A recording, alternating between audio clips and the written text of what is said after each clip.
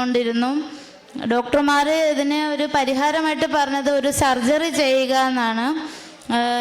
ചെവിയുടെ ഭാഗത്ത് നിന്ന് വയറ് വരെ ഒരു ട്യൂബ് ഇടുക എന്നതാണ് ഒരു പരിഹാരം. അതിലൂടെ ഈ കെട്ടിക്കിടക്കുന്ന ഫ്ലൂയിഡ് പോവുക, അതേ ഉള്ളൂ മാർഗം എന്നാണ് പറഞ്ഞത്. ഈ ഫ്ലൂയിഡ് കെട്ടിക്കിടന്നതിൻ്റെ ഫലമായിട്ട് തന്നെ അവന് കേൾവിക്കുറവുണ്ടായി. 4-5 മാസമായിട്ടും കഴുത്തൊന്നും ഉറച്ചില്ല, തലയുടെ വലുപ്പം കൂടിക്കൂടി തന്നെ വന്നു. അങ്ങനെ ഇരിക്കെ ഹസ്ബൻഡിൻ്റെ ഒരു ഫ്രണ്ട് വഴി ഇവിടെ കൃപാസന മാതാവിനെ പറ്റി അറിയുകയും അദ്ദേഹം ഒരു അമ്മയുടെ കാശ് രൂപവും ഒരു പത്രവും തന്നിട്ട് പറഞ്ഞു ഈ കാശ് രൂപം മോൻ്റെ ദേഹത്ത് ഇട്ട് കൊടുക്കുകയും പത്രം അവൻ കിടക്കുന്ന ബെഡിനടിയിൽ വെക്കുകയും ചെയ്യാൻ പറഞ്ഞു. അതുപോലെ തന്നെ ഞാൻ ചെയ്തു. എന്തോ പെട്ടെന്നൊരു അത്ഭുതം പോലെ തന്നെ ഒരു മാസത്തിനകം തന്നെ മോൻ്റെ പതിപ്പ് ഒന്നും തുടിക്കുന്നുണ്ടായിരുന്നില്ല. ഫ്ലൂയിഡ് കെട്ടിക്കിടക്കുന്നതിൻ്റെ ഫലമായിട്ടൊന്നും തുടിക്കുന്നുണ്ടായിരുന്നില്ല. ഈ പത്രം വെച്ചതിന് ശേഷവും കാശ് രൂപം മോൻ്റെ ദേഹത്ത് ഇട്ട് കൊടുത്തതിന് ശേഷവും അവൻ്റെ പതപ്പ് പെട്ടെന്ന് തുടിക്കാൻ തുടങ്ങി. പിന്നെ ഞങ്ങളപ്പോൾ വീട്ടിലിരുന്ന് ആലോചിച്ചു നമുക്ക് കൃപാസനത്തിൽ നേരിട്ടൊന്ന് പോയാലോ എന്ന് ആലോചിച്ചു. അങ്ങനെ ഞങ്ങൾ കുടുംബസമേതം കൃപാസനത്തിൽ വന്നു. ഇവിടെ വന്ന് ഉടമ്പടി എടുത്തു. മെയ് 23 2022 മെയ് 23 ഉടമ്പടി എടുക്കാനായിട്ട് വരുന്നത്. അങ്ങനെ ഉടമ്പടി എടുക്കാനായിട്ട് വന്നു. ഇവിടെ വന്ന് ഉടമ്പടി എടുത്തു. പ്രാർത്ഥനകളൊക്കെ ചൊല്ലാറുണ്ടായിരുന്നു വീട്ടിൽ. അമ്മ മാതാവിൻ്റെ തൈലം മോൻ്റെ തലയിൽ തൊട്ട് എന്നും പ്രാർത്ഥിക്കുമായിരുന്നു. ഉപ്പ് മോൻ്റെ ആഹാരത്തിൽ അവന് കൊടുക്കുമായിരുന്നു. അങ്ങനെ ഒരുപാട് ആശുപത്രികളിൽ അവനെ ഈ തലയുടെ സർജറി ഇങ്ങനെ പറഞ്ഞതുകൊണ്ട് ഒരുപാട് ആശുപത്രികളിൽ കാണിച്ചു.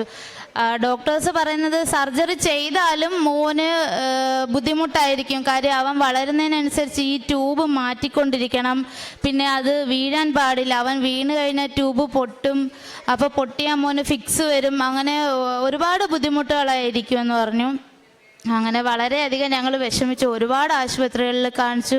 ന്യൂറോ സർജന്മാർ ഒരുപാട് പേരെ കാണിച്ചു. എല്ലാവരും പക്ഷെ മോനെങ്കിലും കുറച്ചൊക്കെ ആക്റ്റീവായിരുന്നു. ഈ തൈലം തേച്ചതിന് ശേഷം മോന് കഴുത്തുറയ്ക്കാതെ തന്നെ അവൻ കമഴ്ന്ന് വീണു. അപ്പോൾ ഇതൊക്കെ കണ്ടപ്പോൾ ഡോക്ടേഴ്സിന് എല്ലാവർക്കും അത്ഭുതം. ഇത് തലയ്ക്ക് ഇത്രയും ഭാരമുള്ളൊരു കുഞ്ഞ് എങ്ങനെ കമഴ്ന്ന് വീണതെന്നാണ് അവരെല്ലാം ചോദിക്കുന്നത്. അപ്പോൾ അവർക്ക് എല്ലാവർക്കും സംശയമായി. പോയ ഹോസ്പിറ്റലിൽ എല്ലാ ഡോക്ടേഴ്സിനും സംശയമായി ഈ കഴുത്തുറയ്ക്കാതെ കുട്ടി കമഴ്ന്ന് വീണു. അപ്പോൾ പിന്നെ സർജറി എങ്ങനെയാണ് ചെയ്യുന്നത് എന്നാണ് അവരെല്ലാം ചോദിക്കുന്നത്. അങ്ങനെ ലാസ്റ്റ് കാണിച്ചൊരു ഹോസ്പിറ്റലിലെ ഡോക്ടർ പറഞ്ഞു എന്തായാലും നമുക്ക് തിരുവനന്തപുരം ശ്രീ ചിത്രയിൽ ഒന്ന് കാണിച്ചു നോക്കാം, അവിടുത്തെ ഡോക്ടർ എന്ത് പറയുന്നതെന്ന് നോക്കാം എന്ന് പറഞ്ഞു. അങ്ങനെ അപ്പോൾ ഞങ്ങൾക്ക് അങ്ങ് ടെൻഷനായി. ഇനി അവിടെ എന്തായിരിക്കും പറയുന്നത് എന്നുള്ളൊരു ടെൻഷനായി. അപ്പം ഞങ്ങൾ ആലോചിച്ചു ഇവിടെ വന്ന് അച്ഛനെ ഒന്ന് കണ്ടു നോക്കാം, അവനെ ഒന്ന് തൊട്ട് പ്രാർത്ഥിച്ച് നോക്കാമെന്ന് വിചാരിച്ചു. അങ്ങനെ അവൻ്റെ റെക്കോർഡുകളെല്ലാമായിട്ട് ഹോസ്പിറ്റലിലെ റെക്കോർഡെല്ലാമായിട്ട് ഇവിടെ വന്നു. അച്ഛനെ കണ്ടു, തലയിൽ തൊട്ട് പ്രാർത്ഥിച്ചു. അച്ഛൻ ഒരു കാശ് രൂപം തന്നു. അത് മോൻ്റെ ദേഹത്ത് ഇട്ട് കൊടുത്തു. ഒരു 2 ആഴ്ച കഴിഞ്ഞ് മോന് ചിത്രയിൽ ഞങ്ങൾ കൊണ്ടുപോയി. അവിടുത്തെ ഏറ്റവും പ്രൊഫസറായിട്ടുള്ള ഒരു ന്യൂറോ സർജനെ തന്നെ ഞങ്ങൾക്ക് കാണിക്കാൻ പറ്റി. അപ്പോൾ അദ്ദേഹം പറഞ്ഞത് മോന് ഒരു കുഴപ്പവുമില്ല, നിങ്ങൾക്കാണ് കുഴപ്പം, മോന് തലയിൽ ഒരു കുഴപ്പവുമില്ല, അവൻ്റെ വെള്ളക്കെട്ടാതെ അങ്ങനെ തന്നെ നിൽക്കട്ടെ, സർജറി ഒന്നും ചെയ്യണ്ട, അവൻ്റെ ആ കാര്യങ്ങളെല്ലാം ചെയ്യുന്നുണ്ട്, ഒരു സർജറിയും ചെയ്യണ്ട എന്നാണ് പറഞ്ഞത്.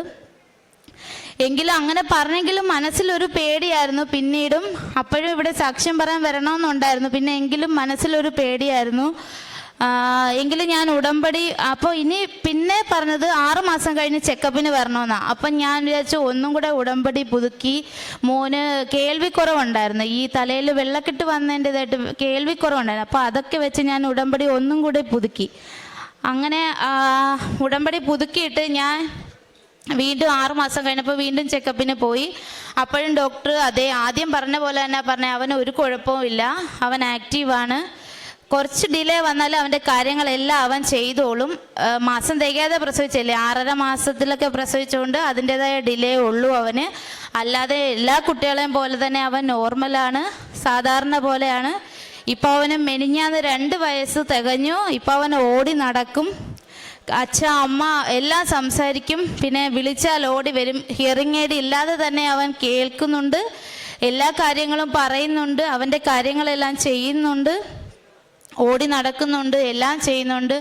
അമ്മ മാതാവിന് ഒരുപാട് നന്ദി. ഞങ്ങൾ ഒരുപാട് കഷ്ടപ്പെട്ടു. ഓരോ ദിവസവും ഞങ്ങൾ ഹോസ്പിറ്റലിൽ പോകാത്ത ഒരു ദിവസം പോലും ഇല്ലായിരുന്നു.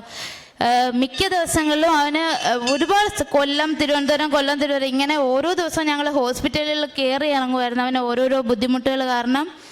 ഇവിടെ വന്ന് ഉടമ്പടി എടുത്തതിന് ശേഷം ഇപ്പോൾ ഞങ്ങൾ ഹോസ്പിറ്റലിൽ പോകുന്നത് വളരെ ചുരുക്കമാണ്. അവന് ഒരു ഫിസിയോതെറാപ്പി മാത്രമേ ഇപ്പോൾ നിലവിലുള്ളൂ.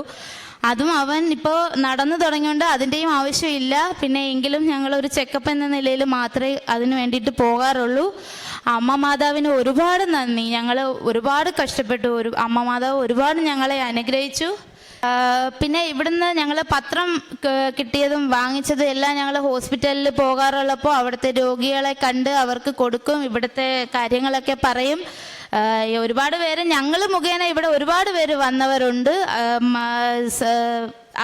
അനുഗ്രഹം കിട്ടിയവർ വേറെയും ഉണ്ട്. ഞങ്ങൾ വഴി വന്നവർ ഒരുപാട് പേരുണ്ട്. പിന്നെ അനാഥാലയത്തിൽ ഡ്രസ്സൊക്കെ കൊടുക്കുക, അത്യാവശ്യം നല്ല ഡ്രസ്സൊക്കെ കൊടുക്കുക, ആഹാരത്തിനുള്ള പൈസ കൊടുക്കുക, അങ്ങനെ ഒരുപാട് നല്ല കാര്യങ്ങളൊക്കെ ചെയ്തിട്ടുണ്ട്. ലൂക്കായുടെ വിശുദ്ധ സുവിശേഷം 18